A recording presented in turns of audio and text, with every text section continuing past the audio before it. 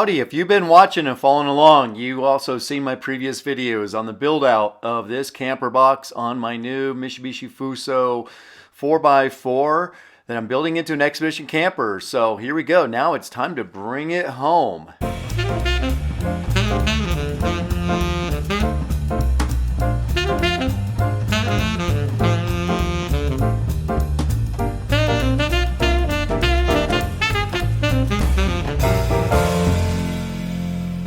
But before bringing it home, we sat and admired it and also compared it next to this LMTV expedition camper that Hunter RMV built.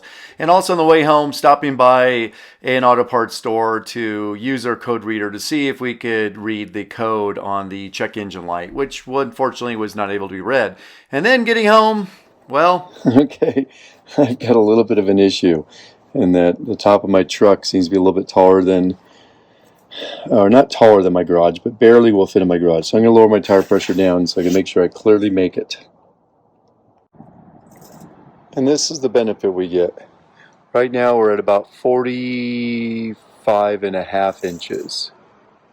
And I know what you're thinking. Gosh, Casey, didn't you actually measure the garage opening and calculate what the top height of your camper would be? And the answer is yes, absolutely. I not only measured it and calculated it many times, but unfortunately I was given a wrong dimension or height of the chassis rails from EarthCruiser. And so once I realized that after picking it up, I tried to get my garage door opened up or increased in height, but getting a contractor is very challenging. It took some time to get that contractor to go and do the work. So in the meantime, yes, I had to let some air out of the tires to get it into my garage safely to ensure I wasn't scraping.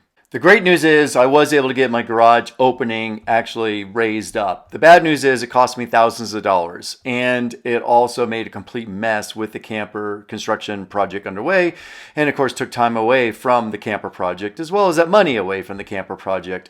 So yes, I was certainly frustrated by this, and I'll go over a little more about that dimension and how that got off or was different than what the dimension was provided by EarthCruiser in this video, as well as talking a lot more about getting this camper home and the next steps to building it out. So hang with me.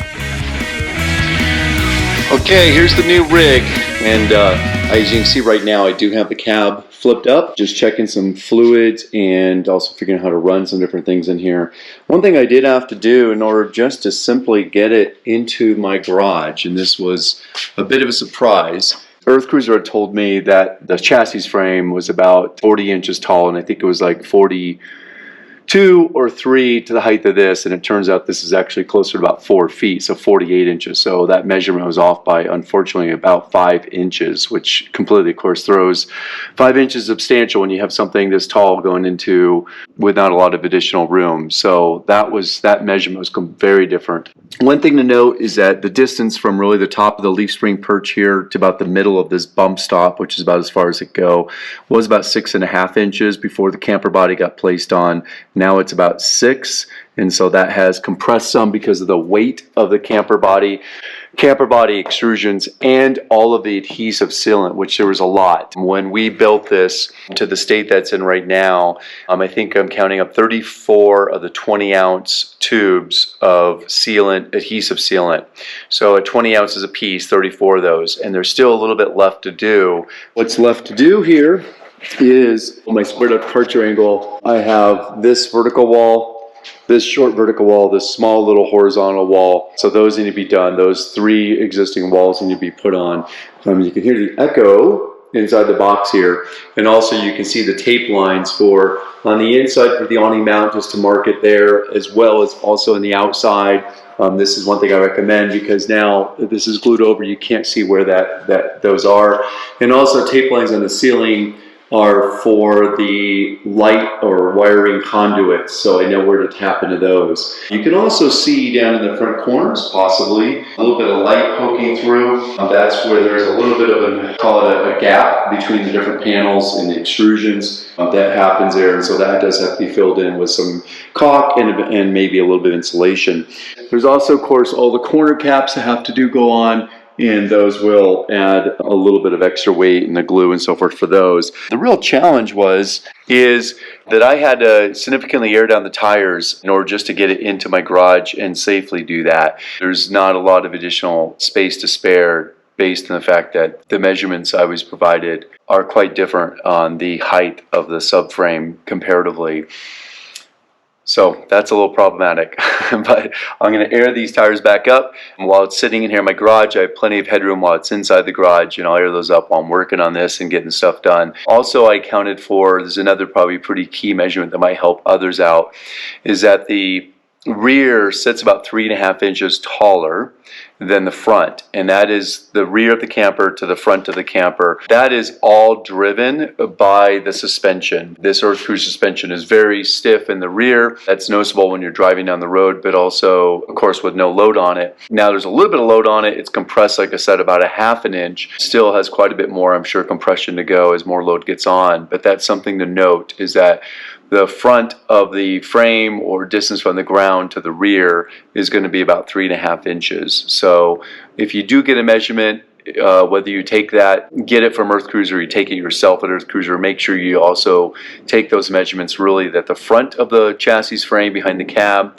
and then also at the rear as well, because it will differ, and it should differ by around 3.5 inches. Yours should be the same as mine. Some of you have asked, how did I actually mount the camper to the subframe? And again, I went with the EarthCruiser subframe. I think it's actually a good subframe in that it's pretty low profile.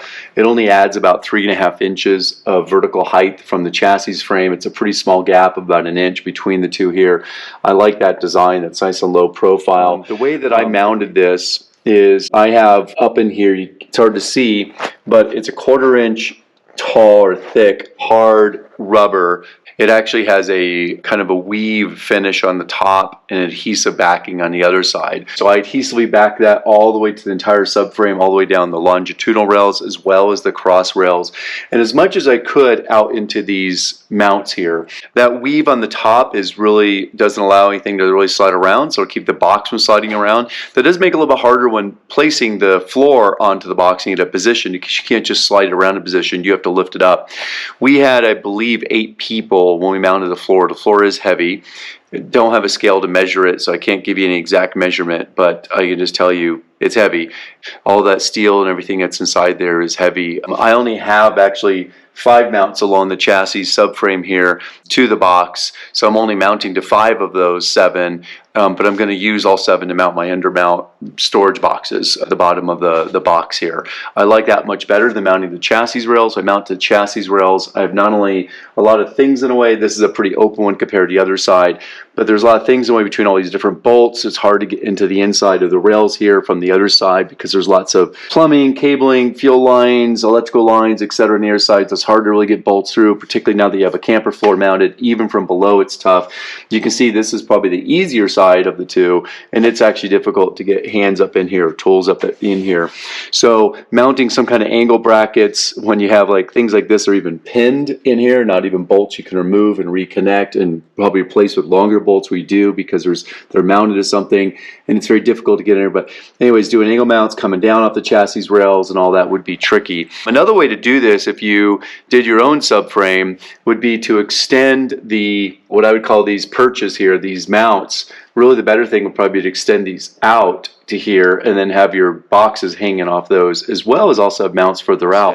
The box did come bowed longitudinally about 1/2 inch high in the center, and also side to side, not quite as much side to side of a bow. Some of the longitudinal bow is pretty much out now that's mounted. There's still a little bit of a side to side bow. I imagine some of that might get straightened out with some cabinetry mounted inside.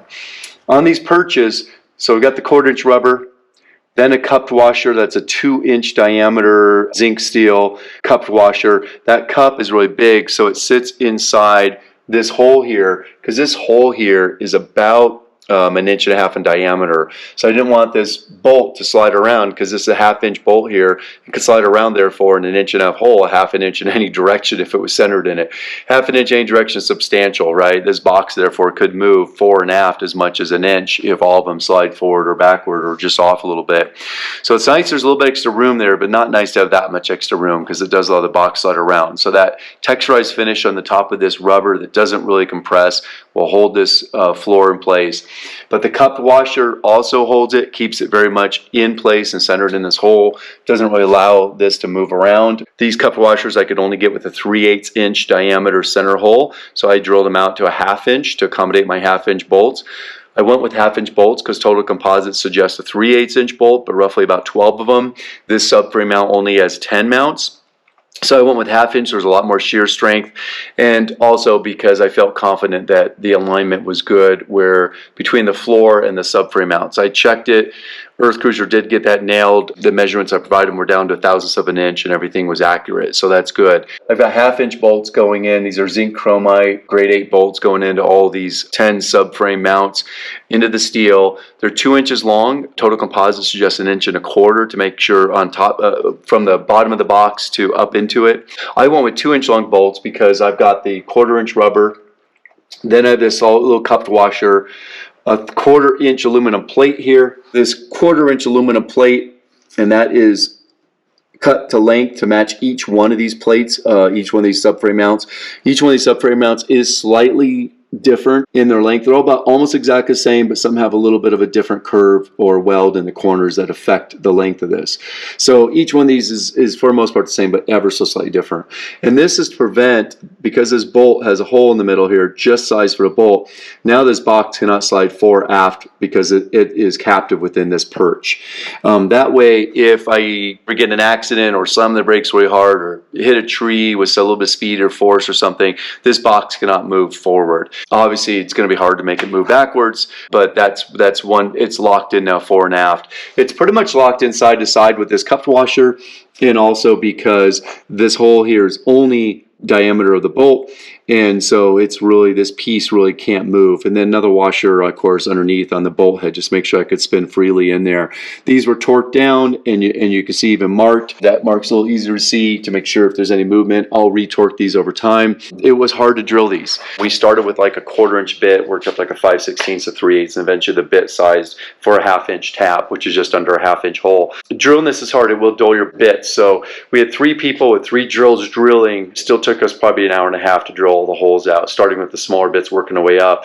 We did use drilling fluid, but of course, because we're drilling upward from below, a lot of that drilling fluid just drips down the bit or spins off, and so it doesn't help a lot. But the bits are getting hot.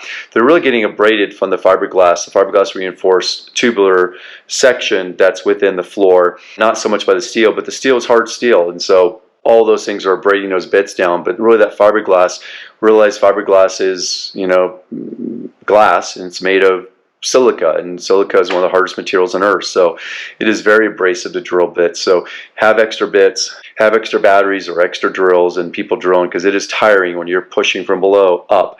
A lot of work and very tiring. And another little tip is that some of these holes to drill in the subframe, such as this one here, are right above the tire. And because they're right above the tire, you can't get a drill in there. So what we did is we had the floor on, marked over the holes, had them perfectly marked and mounted with a pen, you know, circles on the floor inside of each one of these holes.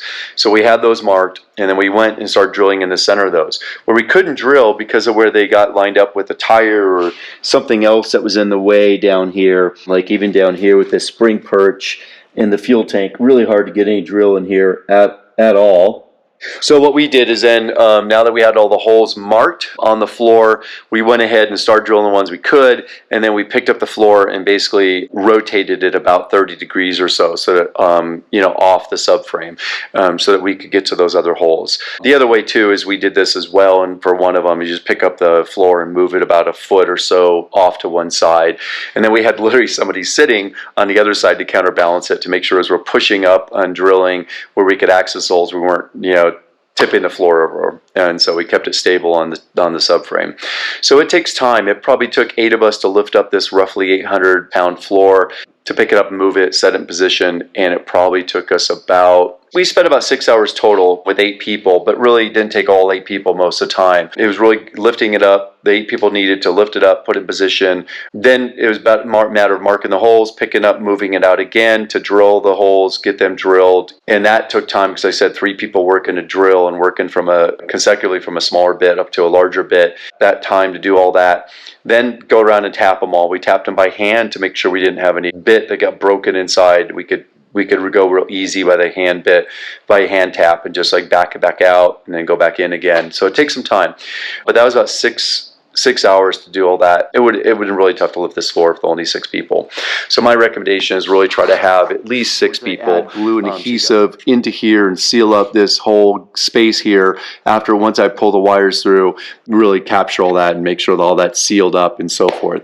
I got to run wires through here. And one thing that I did is also took an air compressor and blew out all these channels because they were had some dust and stuff. So if you're wondering what the Mitsubishi Fuso and of course the Zuzu MPR or other cab overs look like when you pull the cab forward, well, here you go. This is it. And so you've got this hinged bumper. The winch carrier obviously is stable and sits. The cab here, of course, folds forward, which is pretty cool. And then, of course, you can get right in here, right into the engine, and you can pretty much get to everything pretty easily here, right over the tire and all the fluids and so forth, and pretty easy to access. So mounting a second alternator right here, which is going to happen. There'll be a second alternator dedicated for the house battery system. Going to be really easy, and so that's pretty nice. But you got all the connection stuff here for marker lights on the camper box and all that stuff too. And when you look down here, there is a lot of room down here for storage boxes. This is roughly from about this tire or spring perch here really is about 7 feet all the way up to the front of this battery box. So I've got 7 feet of storage. It's about 18 inches deep up to here, and that's one of the, I'll say, big benefits of mounting it to the bottom of the camper. I can go 18 inches deep roughly from the face here to about with about an inch or so gap here to allow for that movement between the two, and up to this spring perch. And I still obviously can have a 45-degree box there and about a 4-foot box in the back here between the back of the tire to this bumper. It is a lot of space. And depth-wise, I can go down about 24 inches, which 24 inches takes me down about here, which still leaves me, I believe, 20 inches underneath the camper boxes here, 20 inches to the ground. And the really low point here, as you can see, is really the transfer case, which is I think about 15 or 16 inches to the ground, and of course all the way up to the front pumpkin there in the drive shaft, which obviously ends up being less than even the transfer case. I think it's about 12 or 13 inches up at the front there. So I figure 20 inches on the camper body boxes here is probably going to be really good. It's great. You can see I already have my Cruise and Comfort air conditioning condenser already installed. I've got all my gray tanks installed up in here, my gray tank valve. I've got my air compressed air system, air compressor, and all that. All that is accessible from below here and removable and replaceable and repairable from below. Thank you so much for watching and subscribing, and hang tight because coming up is going to be a video going over my camper design, which I am excited to share with you.